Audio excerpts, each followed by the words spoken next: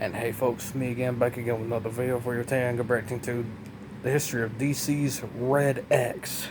So, finally they're giving Red X, yes, DC's Red X, the credit he deserves. So, hope you do enjoy, like, subscribe, follow me on Amino on TikTok and Discord, and enough talk, let's begin.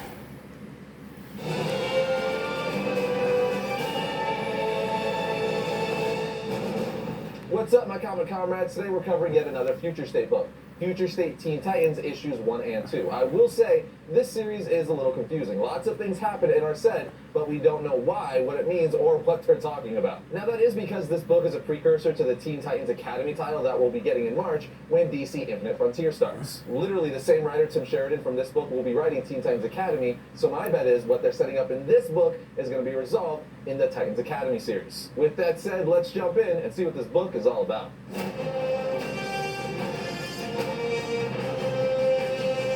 Issue 1 starts off with us looking at Titans Island in New York, where Titans Tower has been completely destroyed. We then see an older Nightwing wearing his Nightfall costume accompanied by Emiko Queen, aka Oliver Queen's half-sister, and she is now the new Arrow. They then start looking at the graves of fallen Teen Titan members like Donna Troy, Wally West, and Wallace West. If you watched our video on the Future State Flash comic or read it for yourself, you know what happened to Wallace West and Wally West. However, if you didn't do either of those, the link for that Flash video is right here. As Emiko takes some time to mourn, Nightwing goes to look for something, and after he finds a briefcase, which we can only assume is what he was looking for, he sees the Red X mask just lying there on the floor. Seeing his old mask then gives him a flashback to his birthday party some time ago, where some mystery person gifted him his old Red X mask, which makes him say, "I never thought I'd see this again. Where did you find it?" And Starfire says, "I didn't get you a present, sorry." He then asks, "Who gave this to me then?" She then tells him perhaps one of the students. "I think the epic Red X story earned your respect." Dick then says, "No, they still think of me as a Robin who outgrew the tights." Starfire then tells him, "I do miss those." He then responds, "I think we're doing good here, Corey. We finally got it right." She then replies, Starfire's "You know what? real name Now is that you mention Corey, it, I do have something for you. Meet me in the flight simulator after lights out and bring the mask." Essentially, she's going to give Nightwing a present. He's going to have quite the time unwrapping. But before I go any further, two things. One, this flashback gives us a glimpse at the beginning of Titans Academy. As we know, in the future, former Teen Titan members like Nightwing, Starfire, Beast Boy, and Cyborg decide to open up Titans Academy to become teachers and train the new generation of Teen Titans. Okay. So, for those of you who haven't watched the early 2000s Teen Titans Which show, I did. some of you may be saying Dick Grayson was Red X once upon a time. Also, Yeah. who's Red X? It was an alternate persona created by Grayson for the Teen Titans animated series.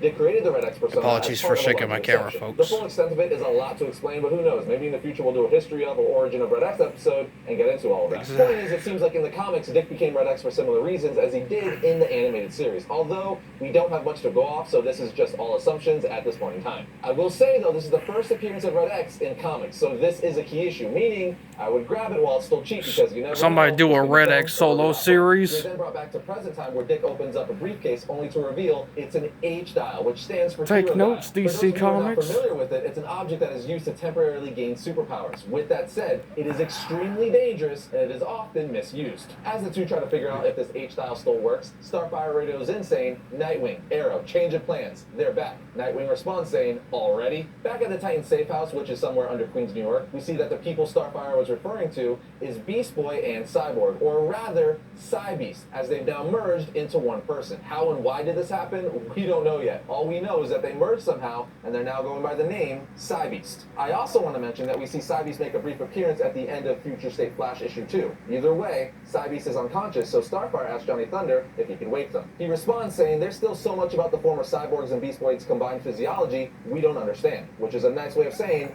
no, I can't wake them. The comic then takes us back to the past again, where we see Cyborg, Starfire, and Beast Boy teaching their students at Titans Academy. It's a fun little look at what it was like before the Academy was destroyed. We are then brought back to the present, where we see Nightwing is talking to Starfire over the comm saying, we should shoot Cybeast full of adrenaline to revive him. But she basically tells him, absolutely not. Nightwing and Starfire continue to argue all the way until Arrow and Nightwing make their way back to the Titan safe house. At which point Arrow tells Starfire, yeah, I wouldn't wait for him. Starfire says fine, and then starts addressing the group of new Teen Titans, saying today's priority is reestablishing communication with Shazam's field team. Brat Girl, you're with Gorilla Greg. Totally Tubular, you're with Jakeem and Johnny. Chupacabra, you're on watch. Yes, those are actually the names of these new Teen Titan members. I kid you not. Brat-Girl is a real name, as is Totally Tubular. I will say, though, I am digging Gorilla Greg being a good version of Gorilla Grodd and Chupacabra, because that's just kind of cool, because again, Chupacabra. Anyway, Starfire continues to tell them, we have to assume Cybeast came back to deliver a message. If that's true, then it's possible there's no one left in the field to link up to. Starfire goes on to tell them about the mission, but even by the end, we don't really know what the heck is going on and why they're trying to reestablish communications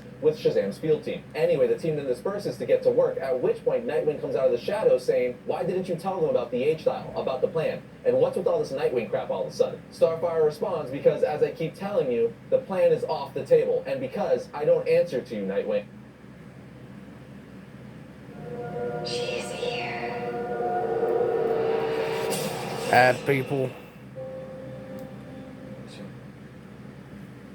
Ignore the ad people. Off the table, and because I don't answer to you, Nightwing. We basically see that Starfire and Nightwing aren't on good terms anymore, and at this point in their relationship, there's no way she would give him that birthday present she gave to him years ago at his birthday party. Red X mask or not? The comic then takes us to Raven, where she's essentially fighting Ghidorah from Godzilla, and when she finally defeats the creature with a series of spells, she's taken out of whatever dimension she's in, forced to watch her teammates Crush and Bunker fade away all Endgame style. At which point we see her locked in a safe house sub-basement saying, damn it, I'm out. I don't know what happened. A voice Finally, in the cell then DC's tells her that you allowing weren't them paying to attention. curse. 7 steps back, your team moved left, but you moved right. It was over before you initiated the tether. She says, I need more training. Let's go. The person in the cell responds saying, no. I've taken you as far as you're willing to go. Come back when you're ready to do more. Otherwise, stay out of my head, revealing that this wasn't a real battle, but rather a training exercise. Raven then tells this mystery person, this is about me being ready. Do you think I shouldn't do it? The person then tells her, you caught me, so to speak. No, I think you should do it, just not without me.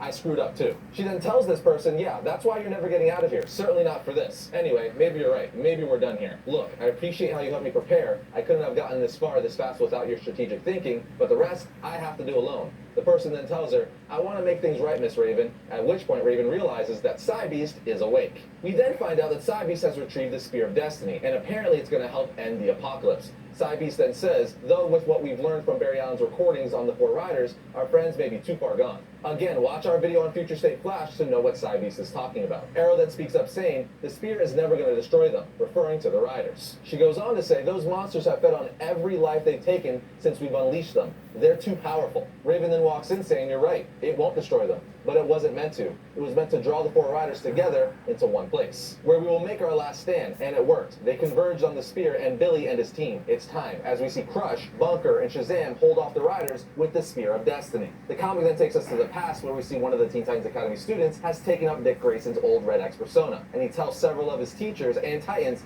I won't let you kill one of our students. One of the students replies, kill? Dude, what are you talking about? And what is that cocoon? Red X says, I don't know what it is, but I know who's inside it. And I plotted it out 3 moves ahead of you, so I know exactly why you all came here. Donna Troy then says, this is ridiculous. Take off that stupid costume if you want to be on this team. Red X then says, I would never join you, not after this. Nightwing then speaks up saying, okay, calm down. I just want to understand why you're wearing my old mask. Red X says, because I know what really happened, Dick, not the story you fed us. I know why you put on this mask all those years ago. Red X stood for something then, and he stands for the same thing now. While distracted, Montez and Donna Troy step in and knock Red X out using the H-Dial. But the H-Dial causes an explosion, killing Montez and Donna Troy. It could potentially be the same exact explosion that destroyed Titan's Tower and Academy, but we don't really know yet. We can only Nobody assume. knows. We are then brought back to the present once again, where Nightwing goes down to the cell of the mysterious person saying, it's more yours than mine now anyway. The person in the cell says, is this some kind of a second chance? Nightwing then replies, for me, not for you.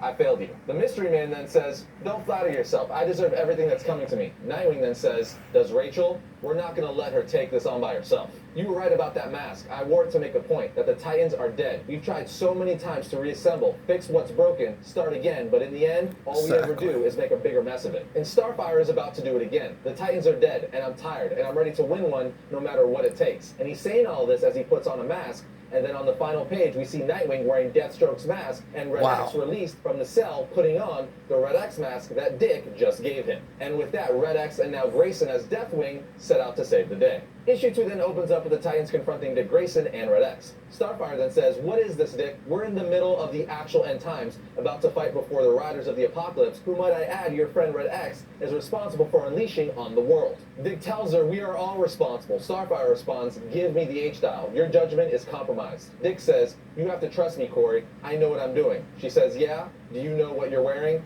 Deathwing?" We are then taken to 6 months prior, where several of the Titans go to mourn the fallen Titans and students. Dick then says, "These kids would have been Titans had they gotten a chance. We were supposed to help these kids, to save them, but in the end, we just weaponized them, drafted them into our endless war. Story of my life." Starfire then says, "Our last lecture, Dick? Is that why you came back?" He tells them, "I came back because I found X. Or he found me this morning. He asked me to lock him up at the safe house. And that explains why and how Red X is locked up in the safe house." Back in the present, Dick tells Starfire, "Can I talk, please? First, it's just a mask for protection. I haven't worked with Slade in months. You know that." Let's pause for a second, because this is nuts. Nightwing was apparently working with Deathstroke for a period of time, but we don't know why. Literally, this issue never touches on it again, so we're probably going to find out more about that in the Titans Academy series. Anyway, Deathwing goes on to say, "Red X was my call. He wants to help, and maybe he already has, Corey." She then interrupts saying, "You know what? Fine. Keep the dial. Red X, your death mask, whatever. I'm tired of fighting you, Dick." She then tells her remaining Teen Titans, "All right, you all know the plan. Totally Tubular, Bratgirl, Chupacabra, and Gorilla Greg will all stay behind under Jakeem and Johnny Thunder's leadership. If you don't hear from us in 24 hours, that means we're all dead, and you six are the world's last hope." We are then taken back to some moment in the past on Halloween, where the Teen Titans students are using the H-Dial almost as a Ouija board of sorts, trying to connect to their fallen classmates to get some answers of what happened. Then on the next page, we see some sort of energy starting to appear, with the students saying, "Is that? Oh my God, it's working." And then one says, "You have to give it back.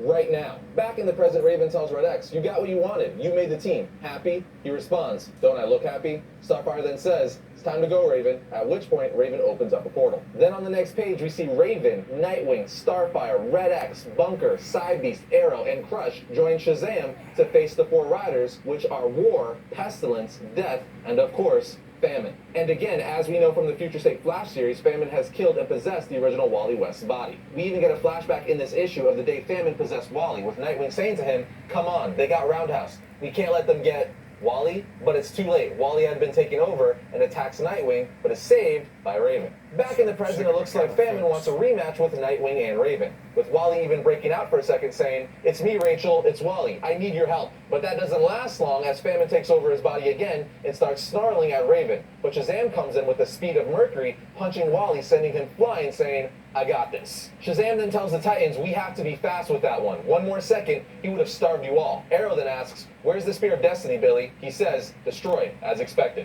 "Do you not know the plan?" Arrow responds, "Why does everyone keep not telling me about the plan?" Shazam tells her the spear was just a lure. Now that we've got all four of them together, Miss Raven's going to tether herself to them, then lock them in the only prison we think will hold them, the Rock of Eternity. We then find out that once locked away in the Rock of Eternity, Shazam and Billy will stand guard forever, and Shazam will never be able to turn back into Billy, because when he's Billy, his power resides in the Rock of Eternity, and they can't risk the Riders getting control of it, so he's not changing back. Which, if you read issue 1 of Future State Shazam, makes all the sense in the world, because in that issue, we see Billy essentially guarding Hell, making sure the Riders don't escape, but we didn't know why until now. With everyone knowing the plan, the Titans band together, charging the four Riders. But Famine, who is possessing Wally's corpse, is able to grab Arrow by the neck, sucking all the life force out of her, killing her. At which point Starfire says, "We have to fall back." But Nightwing says, "No, we have to give Raven more time." So that's exactly what they continue to do, fighting the four Riders, pressing on. After they continue to fight, Red X realizes they're not getting anywhere, and he needs to help Raven, who's trying to end this, while the rest of the Titans hold off the Riders. So he calls for Grayson, saying, "Now." Dick then hands him the H-Dial, saying, "Titans, right?" Red X takes off his mask, giving it to Dick, saying, "Titans." Red X then takes off running towards Raven, yelling at the Riders, saying, "Hey, look, it's me. You know who I am, don't you?" "Yeah, I thought so," with the H-Dial in hand. Starfire then asks Dick what X is doing. He tells her, making amends. X understands the part he played in bringing on the apocalypse, and this is the part he has to play to end it. Starfire then says, by using the H-Dial, Dick tells her it's not just an H-Dial, not anymore. But Starfire doesn't understand what he's saying, so Dick goes on to tell her, "He told me the kids somehow modified this thing on Halloween," which was that brief flashback we saw earlier in the issue. We learned that night the kids modified it so they could dial up the cavalry. And on the next page, we see that means bringing back the ghost of every Old fallen friends. Teen Titans member ever to help fight the four Riders. And with that, the spirits of these fallen Titans start attacking and wrecking shop on the Riders, allowing Raven a big enough distraction to cast her spell, trapping the Riders. But during all of this, X takes a hit to the torso. On the next page, we see Raven is so exhausted she can't even fly anymore, but Shazam flies in to catch her before she can hit the ground. And just when you think it's over, the Riders start attacking again, possessing Crush, Nightwing, Starfire, and Psybeast. At which point, Raven tells Shazam, "It's the Riders, Billy. I have them. They're part of me now, but it's all unkindness. You have to hurry." Shazam then says, "Guide me, Zeus," creating a magic portal to bring Raven and the Riders to the Rock of Eternity, saying, "Don't worry, Miss Raven. Nothing can escape the Rock of Eternity as long as I'm standing guard." And with that, the comic ends. But not before it tells us, if we want to know how all this came to be, we'll have to find out in the pages of Teen Titans Academy coming in March. Well, there you have it, friends. The end of an amazing 2-issue series, if I do say so myself. By the end of this miniseries, we did get some answers like what Shazam's role is in this, and it explains what's going on in this Future State book. We're also given a roundabout explanation of Red X's role, and or at least the clarification he's responsible for the Riders attacking. And we learned how Wally West became possessed by Famine, but there's still a lot of questions like how did this all start? How did Beast Boy and Cyborg merge into Psybeast? At what point in the DC timeline did Dick Grayson become Red X? Anyway, folks, hope you do enjoy. Like, subscribe, follow me on Amino, TikTok, and Discord, and God bless y'all for it, and I'll see you next video.